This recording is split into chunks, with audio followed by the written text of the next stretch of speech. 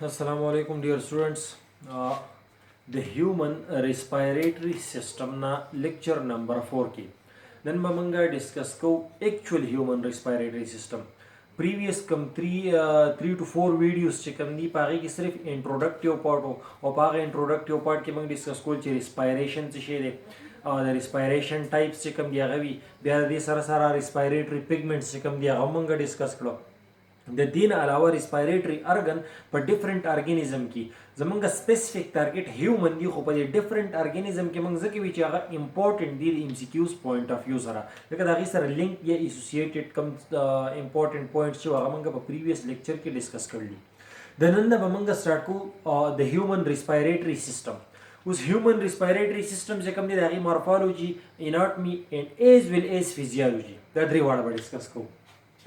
نو په دې کې د هیومن ریسپایریټری سیستم چې کوم دی دا کلاسیفای شوی اکچولی په دوه زون کې هغه دوه کوم زون چې دی په هغې کې یو زون چې دی هغې ته وایي کنډکټینګ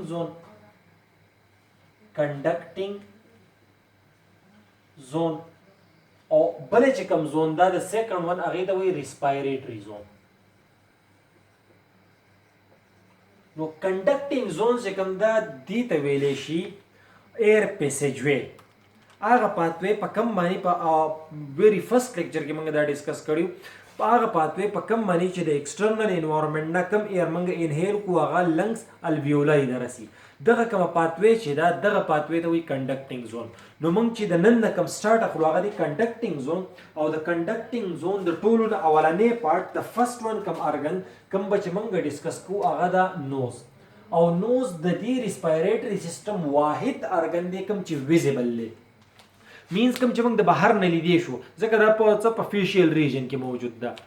اوس دا نو چې کوم د بای اوریجن دا امپورټنٹ پوینټ دی ایچ اینڈ ایوری پوینټ کوم چې دلته کې دی دا د ام سی کیوز پوینټ اف ویو سره امپورټنٹ دی چې تاسو ته راتلی شي چې بای اوریجن نوز از اکټوډرمل میزوډرمل یا انډوډرمل نو نوز چې کوم دا څه ده د اکټو میزوډرمل ارګن دلته ما لیکلم دی اټ از اکټو میزوډرمل ارګن ولی اکټو میزوډرمل دا په نوز باندې لپاسه موجود د سکن او سکن چې کوم دغه اکټوډرمل ان اوریجن ده اوس اکټوډرم میزوډرم انډوډرم څه ته وایي نو په ایجینګ اینڈ ډیولپمنٹ چپټر چې کوم دی په هغې کې به موږ دا ډسکس کوو چې دا اکټوډرم میزوډرم او انډوډرم د کوم ځای نه راغلي خو ایکچولی داسې په امبریانیک لایف کې چې کوم 3 جرم لیر جوړېږي هغه 3 جرم لیر دي نو دا کوم سکن چې دا د اکټوډرم نه جوړه شوي نو په نوز باندې لپاسه سکن موجود ده نو دا سکن د اکټوډرمل بیا په دې نوز کې په کې موجود دي مسکولر فولډ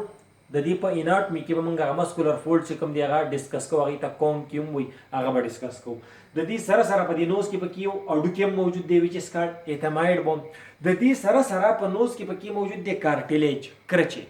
هغه کوم کرچې چې دی هغې ته وایي وومر نیزل کارټیلیج یا د هغې ته بل نوم بیسډ آن ډسکوري چا چې ډسکور کړی نو دغه کارټیلیج ته بل نوم وایي جیکابسن کارټیلیج او بای نیچر دا دی هایلین کارټیلیج د ټرم هایلین مینز ټرانسپیرنٹ هایلین ورته ولې وایي هایلین مطلب څه دی د هایلین مطلب دی ټرانسپیرنٹ چې د هغې نه لایټ پاس کیږي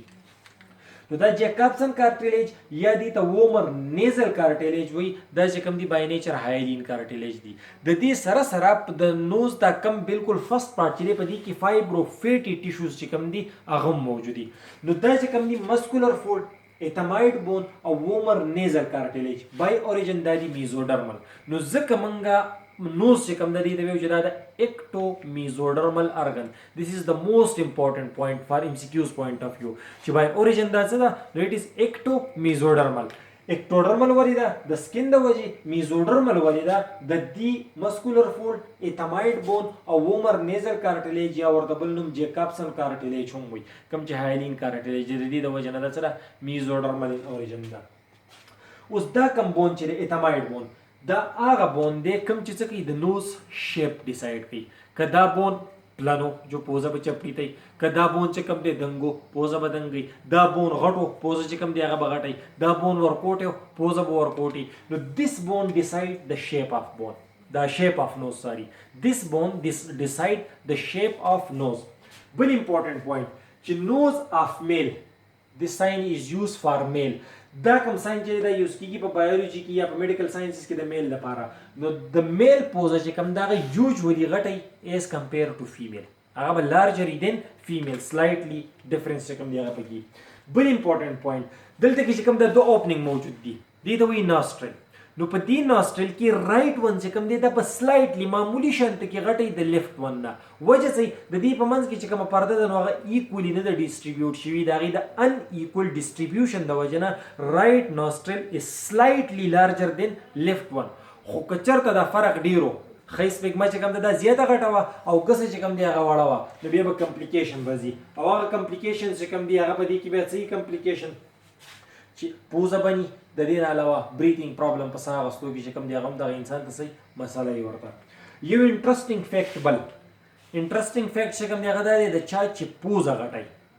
نو په هغه کې به سیلف کانفیډنس چې دی هغه سی وایي د کوم انسان چې پوزه غټوي په هغه کې به سیلف کانفیډنس سی وایي دا یو امپورټنټ پوینټ دی دا هم د ځان سره نوٹ کړئ اوس که سټرکچر ته موږ وګورو سټرکچرلی راشو نو دا چې کوم موجود دی دا هغه پیلیټ ریجن دی نو پیلیټ کې د دې د کوم فرست پارټ چې دی اپر پارټ اف ماوث دی د دې فرست پارټ چې کوم دی دا دی بونی او لاست پارټ چې کوم دی هغه دی